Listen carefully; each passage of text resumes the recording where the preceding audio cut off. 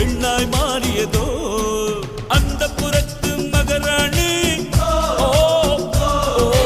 அந்த புறத்து மகராணி அழகு எல்லேலா அவள் இவளது ஸ்டைலா சந்தன மேலா இவள் மன்மத புயலா அடடா